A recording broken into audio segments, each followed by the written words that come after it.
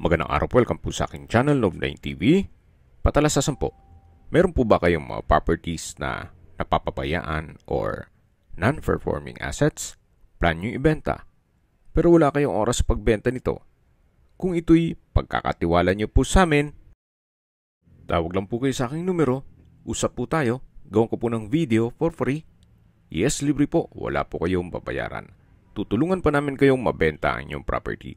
Kami na po bala sa marketing, sa boosting or paid ads. Even sa tripping, hindi na po kayo mapapagod sa pag-entertain ng mga buyers. Kami na po bala sa lahat. Tawag lang po kayo. Nandito po tayo ngayon sa Antipolo City kung saan meron po tayong bagong video presentation. Isang 3-story house and lot na may lot area 200 square meters. May floor area po ito na 450 square meters more or less. Ito po'y nasa mataas na lugar. Ang estimated elevation above sea level ay 335 feet. Tungkol naman sa dokumento nito, ito po'y titulado. Buhay po ang may-ari, kaya wala po kayong maging problema sa documentation o sa transfer ng title. May pagbabago lang sa plano nila, Madam at Sir, kaya ibebenta na lang po nila ito. Nasa Amerika po sila, kaya kung ang interested buyer ay nandyan din po, mas mapapabilis ang inyong transaksyon. Ito po ay nasa loob ng isang subdivision na napakatahimik ng lugar, sariwang hangin, at malamig po ang klima. Nasa mataas na lugar, kaya flood-free area. At maganda rin po ang lokasyon, gawa ng malapit po sa mga business establishments at accessible po ng public transportation. Yan po yung main gate at papasok na po tayo. Ito po yung garahe. Nakakasya ang isang SUV at isang sedan. May setback po yan, paikot ng buong bahay. Then dito po sa side na to ay may garden. At ito naman po yung main door. May aluminum screen door at meron din pong glass panel at solid wood po ang pintuan. Welcome po dito sa bahay ni Ma'am at Sir. Ito po yung foyer o silid tanggapan at yan po yung hagdan. Akyat tayo dyan. Dito naman po yung living area o salas. At tungkol po sa mga kagamitan, wala pong nabanggit kung kasama yan. At kung sakali man po na maibigan ninyo, pwede naman pong makipag-negotiate sa kanila. May nabanggit po sa akin si owner na bumili daw siya ng marble tiles na pamalit dito. Siguro ibibigay na yun sa inyo once na ma-acquire nyo ito. Ito po yung dining area. May center lamp. At mula po dito, matatanaw naman natin yung formal kitchen. Meron pong breakfast nook na naka-granite countertop. So wala pong partitions mula kitchen hanggang dining area at living area. Ito po yung formal kitchen.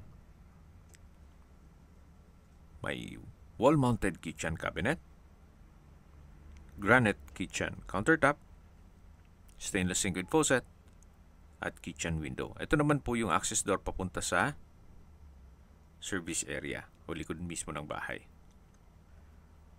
At may setback po yan, paikot ng buong bahay. Balik po ulit tayo dito sa loob. Ito po yung access door, solid wood door. At ito naman yung formal kitchen. Yan po yung breakfast nook. At yan po yung dining area. Then sa dulo yung living area. At matatanaw naman natin yung first bedroom. Mamaya po check natin yan. Dito muna tayo sa toilet and bath. Actually, meron pa pong isang room dito na ginawang stock room. Check po muna natin itong banyo. Naka-tile bathroom wall, meron pong bathroom window, hand wash basin, water closet. At dito naman po sa kabila ay yung shower. Naka-tile bathroom wall, may bathroom window, at kumpleto rin po. Ito po yung tinutukoy ko na another room na ginawang stock room. At ito naman po yung pangalawang kwarto. Kung meron man po kayong PWD or senior citizen sa pamilya, itong kwarto na to ang para sa kanila. Balik po ulit tayo dito sa may dining area. Then yan po yung living area. Matatanaw natin yung main door at dito naman po yung foyer. Yan po yung glass wall dun sa pasad. Double high ceiling po yan. Ang kagandahan po dyan ay pag binuksan yung curtain, nag-serve as natural sunlight. Nandito na po tayo sa hagdan. Ito po yung naka-tiled staircase at metal handrail at railing. Meron din pong staircase window. Semi-spiral po ito. Samahan niyo po ako. Akyat po tayo. At nandito na po tayo sa second floor. May painting itong wall. At yan po yung kwarto. Check natin. Malaki po ang espasyo. May split type aircon. May bed frame and mattress. May drawer and dresser. Granite din po itong flooring. Naka-ceiling cove design. May customized glass window. Meron din po itong walk-in closet. At dito naman po yung shower enclosure na may bathtub. May hot shower set. Wall-mounted towel rack. At naka-tile bathroom wall. Napakalaki po ng espasyo. Dito naman po yung toilet na may water closet at bathroom window. Ito po yung master bedroom. At po tunghayin niyo po ulit. Napakalaki po ng espasyo. May malaking glass window, solid wood door, at ceiling cove design. Ito po ulit yung hallway. At yan po yung open below. May chandelier. Dito naman po yung mga kwarto. Ito po yung pang-apat na kwarto na may sariling toilet and bath at bathtub. Nakabukod po yung shower at yung banyo. Ito po yung shower at may hot shower set at bathtub. May malaking bathroom window. Yan po yung pang-apat na kwarto. At balik po ulit tayo dito sa hallway. Ito naman po yung pang-limang kwarto o fifth bedroom. May study table, then built-in cabinet. May loft type din po yan. Same design lang din po nung ibang banyo. Nakabukod po ang shower. Then dito naman po sa kabila yung banyo na may water closet with bidet. Balik po ulit tayo dito sa hallway. At dito naman po yung hagdan papunta sa third floor. Akyat po tayo. Samahan niyo po ako.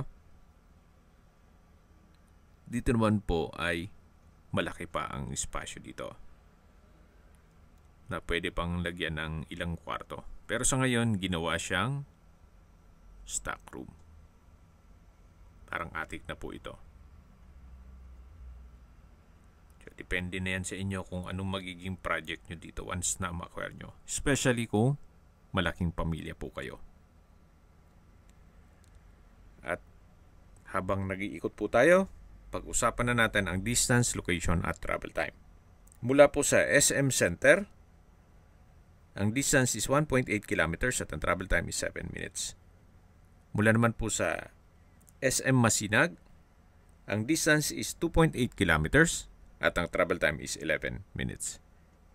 Mula naman po sa Metro Antipolo Hospital and Medical Center, ang distance is 3.1 kilometers at ang travel time is 11 minutes. Yan po yung lagi kong binabanggit sa aking video na dapat nyo i-consider sa paghanap ng property yung meron pong malapit na hospital. Hindi ko naman po sinasabing sakitin kayo. Yan naman po for emergency purpose lang naman. At mula naman po sa Eastwood City, Libis, ang distance is 9.9 kilometers at ang travel time is 24 minutes. Mula naman po sa Cubao, ang distance is 11 kilometers at ang travel time is 37 minutes. Mula naman po sa BGC, ang distance is 17.9 kilometers at ang travel time is 1 hour and 1 minute. Mula naman po sa airport, ang distance is 25.1 kilometers at ang travel time is 1 hour and 18 minutes. Okay, sa presyo na po tayo. Binibenta po ito ni owner sa halagang 18.8 million pesos. Net. Ibig pong sabihin, si buyer po ang sasagot sa lahat ng taxes at expenses with regard to documentation. As is where is po, what you see is what you get. Kung maselan, siguro po pintura. Pero sa structure, wala po kayong ipapagawa. Pero sa laki ng property o nitong bahay, well, i-assess nyo po. Baka you might consider this property.